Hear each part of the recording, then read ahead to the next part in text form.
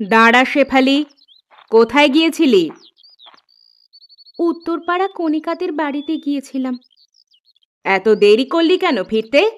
কত বেলা হয়ে গিয়েছে সে খেয়াল আছে? ভুল হয়ে গেছে মা। মাকে একটু রান্নার কাজে সাহায্যও তো করতে পারিস। আচ্ছা চলো। আর আরেক শাহজাদি কোথায়?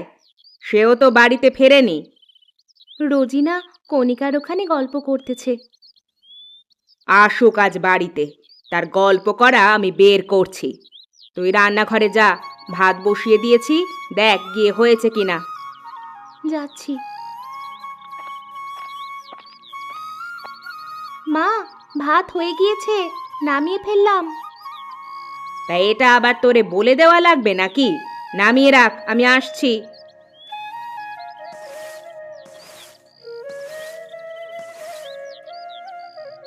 এত দেরি করলি কেন? গল্প করতে করতে দেরি হয়ে গিয়েছে মা। গল্প করলে তো আর পেটে ভাত যাবে না, কাজ করা লাগে। আমি একা একা কিভাবে এত কিছু সামাল দিব? একটু সাহায্য করলেও তো পারিস নাকি?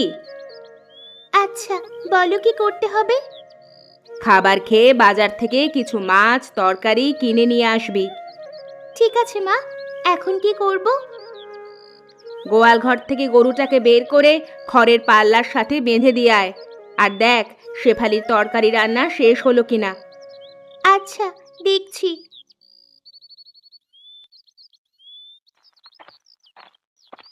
মেয়ে দুটোকে নিয়ে আর পারলাম না। আমি একা মানুষ, কিভাবে সংসারের চারদিক সামলাবো? পুরুষ মানুষের কাজ কি আমি মেয়ে মানুষ হয়ে করতে পারি? আপু, তোমার তরকারি রান্না করা হয়েছে? না রে, আর একটু বাকি আছে। ক্ষুধা পেয়েছে তো, তাড়াতাড়ি করো একটু। তুই আগে বাড়িতে ফিরলেই তো হতো, দুজনে রান্না করলে আগেই হয়ে যেত। তুমি রান্না শেষ করো, আমি ঘরে পানি নিয়ে যাই। ঠিক আছে।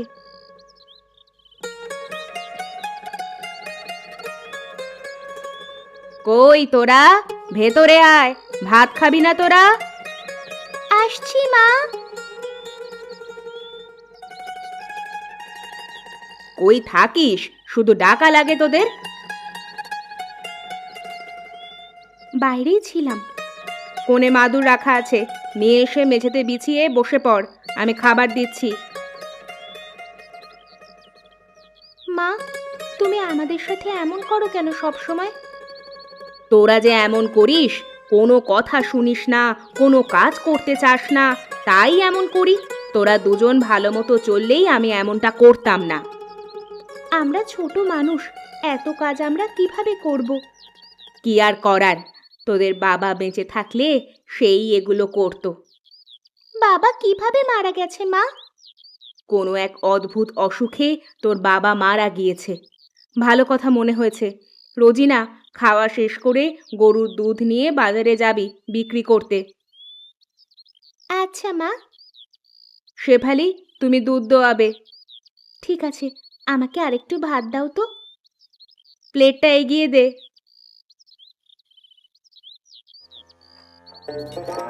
তোমার দুধ দোয়ানো হলো? না, প্রায় হয়ে গেছে। আর কত সময় লাগবে তোমার? বাজারে যেতে তো দেরি হয়ে যাবে। দাঁড়া না একটু, কথা বলিস না। কথা বলতে গিয়ে বেশি নাড়াচাড়া হলে দুধ মাটিতে পড়ে যাবে। ঠিক আছে, তুমি তাড়াতাড়ি শেষ করো।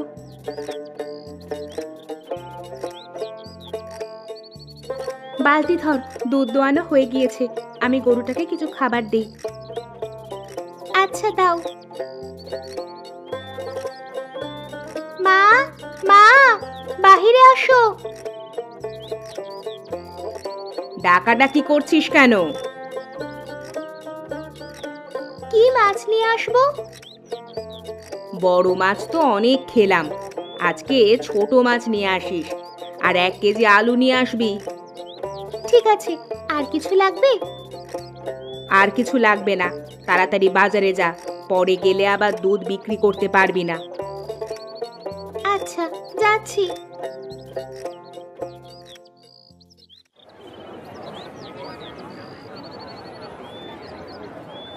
এটা আবার কেমন বাজার? শুধু মেয়ে মানুষই দেখা যাচ্ছে। যেদিকে তাকাই সেদিকেই শুধু মেয়ে মানুষ, কোনো পুরুষ মানুষ তো দেখাই যাচ্ছে না। মা, বালতির দুধ তুমি নিয়ে এসেছো? হ্যাঁ দিদিমা। কত করে কেজি? 50 টাকা কেজি। আচ্ছা, আমাকে 2 কেজি দাও তো মা। আমার কাছে 3 কেজি দুধ আছে, সবটুকু দিয়ে আপনাকে? আচ্ছা মা, সবটুকুই ঢেলে দাও।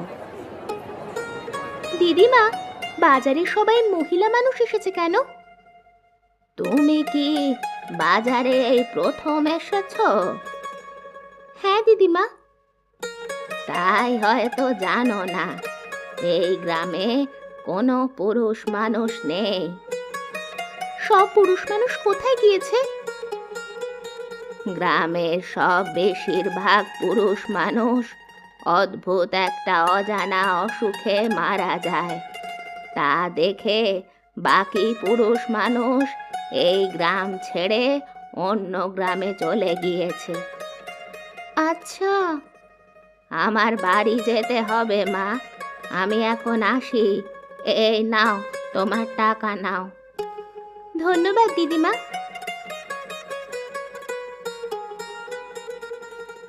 এই ছোট মাছগুলো কত টাকা কেজি চাচি? 100 টাকা কেজি মা, দিব তোমাকে। মাছ ভালো হবে তো? তুমি নিশ্চিন্তে থাকো, ভালো হবে। আচ্ছা, 1 কেজি দেন তো আমাকে। আচ্ছা।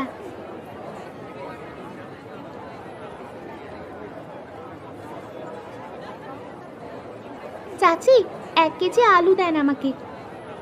এই নাও মা, 20 টাকা দাও। এই নিন।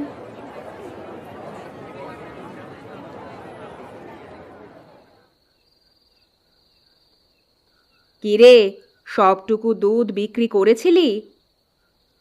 হ্যাঁ মা। মাছ নিয়ে এসেছিস তো? নিয়ে এসেছি, আলুও নিয়ে এসেছি। আজকে তো আর মাছ কাটতে পারবি না, এক কাজ কর, পানি দিয়ে পাতিলের মধ্যে ঢেকে রেখে দে।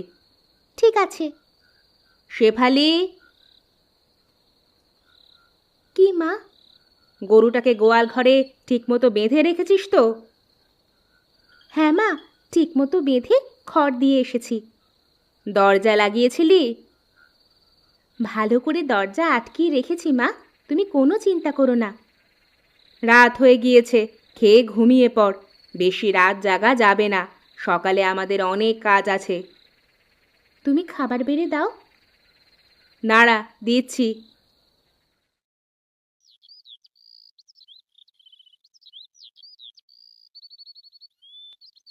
মা, মা, দেখো, সর্বনাশ হয়ে গেছে।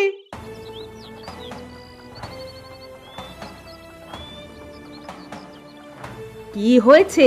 সকাল সকাল চিল্লামিল্লি করছিস কেন? গোয়াল ঘরের ভিতরে গরু নেই। কি সর্বনাশের কথা বলিস? গরু নেই মানে? গরু কোথায় যাবে? আমি এসে দেখি দরজা খোলা, ভিতরে গরু নেই।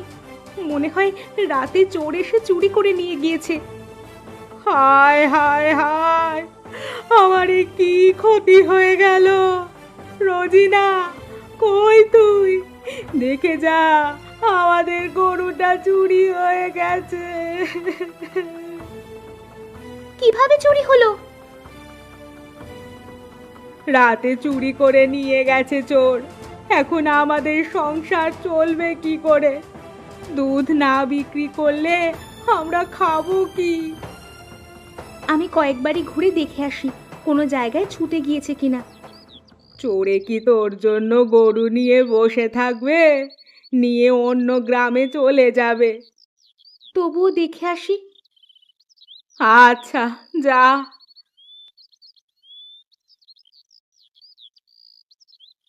কণিকা, বাড়িতে আছিস? কি? আমি শেফালি, বাইরে আয় তো। তারা আসছি।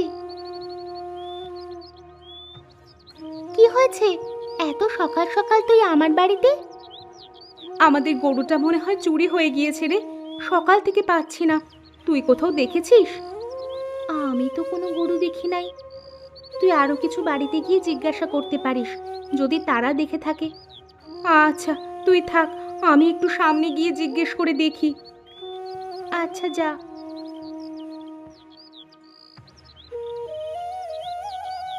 চাচি, এখান দিয়ে কোনো গরু যেতে দেখেছেন? না মা, কোনো গরু আমি যেতে দেখিনি। কেন?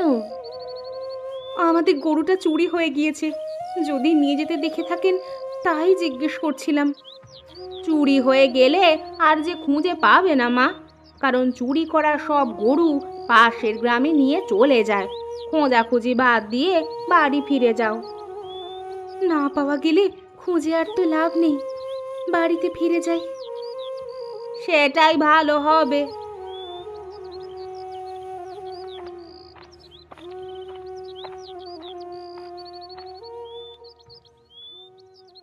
না মা, পেলাম না। চুরি হয়ে যাওয়া জিনিস কি আর পাওয়া যায় যে খুঁজে পাবি? পাশের বাড়ি চাচি বলল চুরি করা গরু পাশের গ্রামে নিয়ে চলে যায়। তাহলে তো সব আশা শেষ। এখন আমাদের কিভাবে চলবে?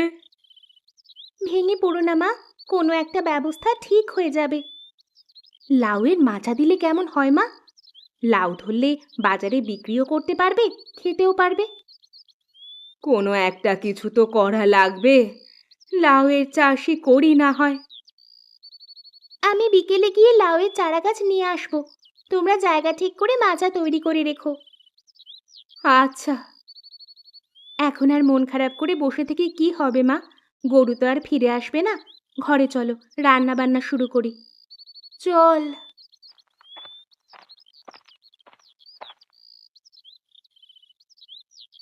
মা, আমি বাজারে গেলাম।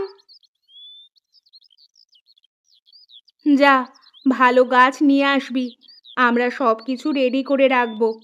আচ্ছা।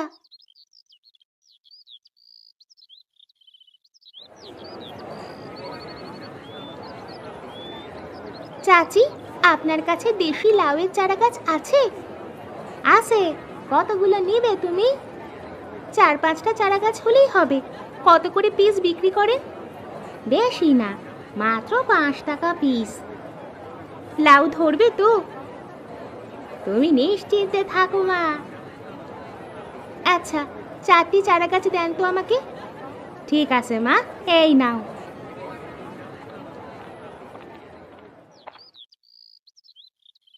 মা, ও মা, বাহিরে এসো।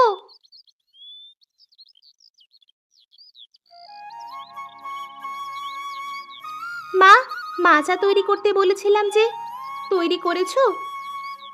হ্যাঁ রে, করেছি। চারা গাছ কত করে নিল? 5 টাকা পিস। যাক, ভালোই হয়েছে। তা ফলন কেমন হবে সেটা বলেছে? বললো তো ভালোই হবে। তাছাড়া আমাদেরও তো যত্ন করতে হবে, তাই না?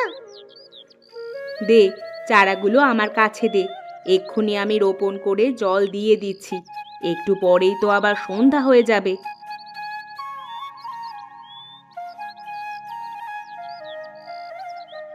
দেখেছিস রোজিনা, লাউ পাতাগুলো কেমন সবুজ আর বড় বড় হয়েছে? তা তো দেখতেই পাচ্ছি। যে পরিমাণ যত্ন আমরা 2 বোন মিলে করেছি, এখন যদি তার ফল না পাই তাহলে কেমন হবে বল? তা যা বলেছিস। শুধু পাতা কেন, দেখ তো কতগুলো লাউও ধরেছে। আর কিছুদিন পরে বড় হলে আমরা খেতে পারবো, সেই সাথে বাজারেও বিক্রি করতে পারবো। বাহ, পুরো মাচা তো একদম সবুজ হয়ে গেছে। তোরা কাজ শেষ করে লাউ পাতা লাউ ডগা তুলে নিয়ে আসিস। ঘরে তো আর তেমন কিছুই নেই, আজ লাউ পাতা দিয়েই সবাই খাবো।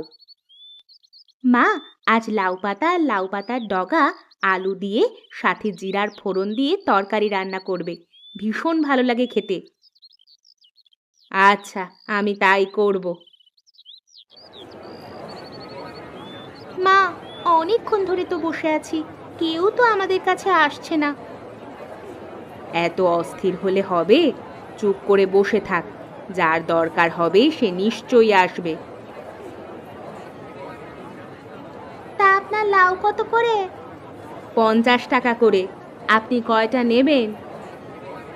পাগল নাকি? লাউ আবার 50 টাকা করে হলো কবে থেকে? 20 টাকায় দেবেন? না, এই দামে দেয়া সম্ভব নয়। আচ্ছা, যাই তাহলে। তুমি বসে থাকো, দেখি কে কিনতে আসে তোমার কাছে এত দাম দিয়ে। মা, তুমি মনে হয় বেশি দাম চাইছো।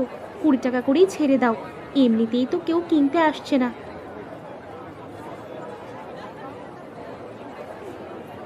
লাউ কত করে? 50 টাকা।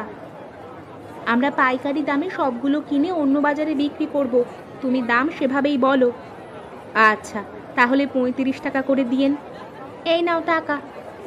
যদি কিছু মনে না করেন, তাহলে আমি কি জানতে পারি আপনারা কোন বাজারে নিয়ে গিয়ে বিক্রি করবেন? কেন, তুমিও যাবে নাকি? আসলে খুচরো বিক্রি করতে হলে তো প্রতিদিন অল্প অল্প করে বাজারে লাউ নিয়ে আসতে হবে, টাকাও কম পাওয়া যাবে, পরিশ্রমও বেশি হবে। তাই যদি বলতেন যে আপনারা কোন বাজারে বিক্রি করেন, তাহলে খুব উপকার হতো। এই বাজার শহরের কাছাকাছি, কাঞ্চন ব্রিজের কাছে। তা তো এখান থেকে অনেক দূরে। তুমি এত দূরে যেতে পারবে? পারবো না কেন? তাছাড়া ওই বাজারে তো আর প্রতিদিন যাব না, সপ্তাহে 1 বা 2 দিন গেলেই হবে। আপনাদেরকে অসংখ্য ধন্যবাদ, আমার অনেক উপকার করলেন।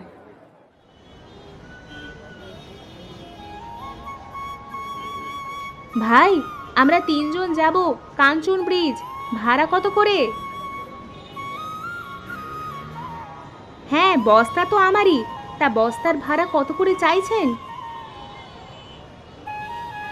ভাই, আমাদের ওপর এত জুলুম করবেন না দয়া করে। আমাদের কাছে 120 টাকাই আছে, দয়া করে নিয়ে চলুন।